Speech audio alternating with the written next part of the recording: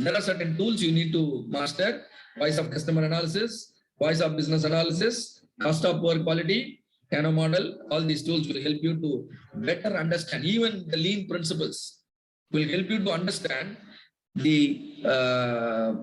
opportunities that exist for improvement, right? Always problems are hidden in companies. Hope all of you agree with my statement. Problems are hidden. People can't speak the problem very transparently because nobody likes to see the problem. So you have to use certain tools to visualize the problem. It can be VOC analysis, or it can be VOB analysis, voice of business analysis, or it can be measuring the cost of poor quality, or it can be tools like the lean tools, right? All these things can be used, or generally for lean projects, we recommend using value stream mapping.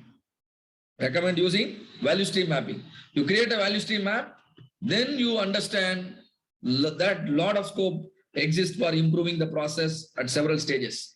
And then starting from project identification, then project selection. Since there are 100 problems, which is the problem I should do now and who should do it? That's called project selection. And then once the project is selected, I have to create a plan, proper plan, which can be approved by the top man in the company. Remember, the top man can read your document only for 1 or 2 minutes, not more than that. Now, what will you do to ensure you impress him within that 1 or 2 minutes? For that, you require important tools like project charter and high-level process map. And this will be taught to you. Once your project charter is created and it is approved, defined phase is completed. So the deliverable of the defined phase is approved project charter. What is the deliverable from the defined phase? Approved project charter. Approved project charter means you have got a green signal from your top management for the project you proposed. And now the day one starts. Now you start with the measure phase. And now what is your goal in the measure phase? Measure correctly. Every time you measure, I am sure there will be error. Am I correct? Every time we measure, there will be error. It can be measurement error or it can be sampling error. Measuring wrongly will get you measurement error.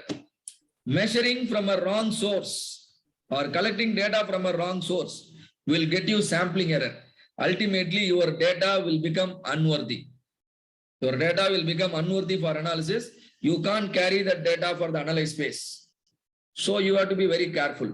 So the main activity in measure phase is validate measurement system and then calculate the baseline performance.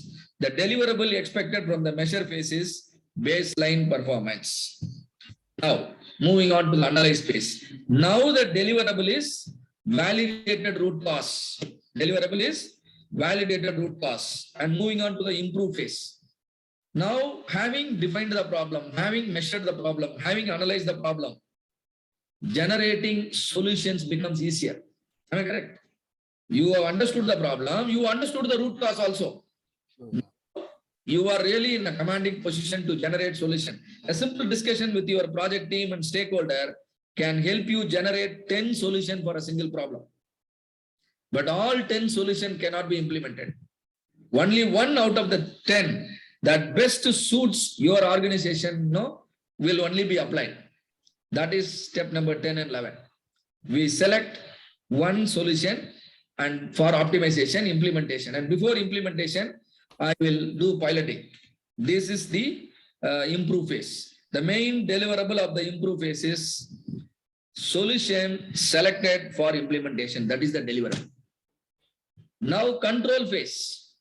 I have understood there is a serious problem I handled, and when this problem is not handled properly, the consequence also I know. Do you want to face the same problem and same consequence in the future? No. So you have to now do some control measures. What will you do? You already identified critical factors. Those critical factors, X factor, you will now plot a control chart. You will now plot a control chart. Why do you want to plot a control chart? I know as long as my X variable remains in the particular level, my y variable will be in the acceptable level only. For example, a chemical process is going on, right? The temperature of the container needs to be between 600 to 700 degrees Celsius. If it is below 600, the yield of the chemical process will be bad, unacceptable. Above 700, again unacceptable. Now, what is your job? The temperature should always be between 600 and 700. Because through the study, you understood. Now you put a monitoring system which will ensure that always the temperature is between 600 and 700. And the range of the, what do you call? The range of the value depends on the process, right? And so the control phase is to create a control plan. All the knowledge you gained while solving the problem, you must document it properly and then pass it to the process owner.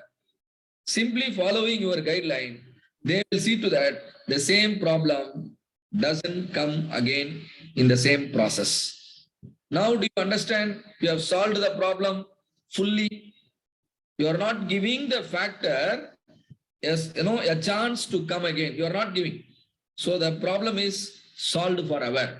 Now you hand over the process back to the process owner, and then the success will be celebrated. This is what is called a Six Sigma project journey, right? Every step is important. Every phase is important. If you deepen your knowledge, you will understand every step is also important. Your learning journey in our training program is nothing but learning these 15 simple steps. If you are really excited to learn all the 15 steps, we are ready to teach you, right? But your involvement is very important. You have seen in the video also, right? People's involvement is very important. If employees are not involving, then quality cannot happen. Same way, if you are not going to involve in the discussion of every step, the experience cannot be great. So there are different belt level. White belt is awareness, and that's not sufficient for success. Yellow belt, you can be a project member. You can participate in the discussion, but you can't do on your own. If you want to do on your own, you should at least be a green belt. I really appreciate all of you to jumping to this level, right? And now still you have a limitation. You can solve only problem within your department only. But if you want to get into organization level problem, higher level problem, that means you want to see yourself as a big leader, then you should be a black belt. You will be getting an opportunity in January to transform you into a black belt, right? Before that, you take you to the green belt level. And then once you become a black belt, you are well versed in helping others in terms of DMAC and DFSS projects. You can proceed to the master black belt. Now you become a good a good source for training people in the company. Your company can rely on all the training requirements with a person like you who is a master black belt. All the training requirements can be taken care of because the tools under the Lean Six Sigma will make sure the skills are built to make your people really, really capable of delivering results, right? And his responsibility also includes developing KPIs and metrics.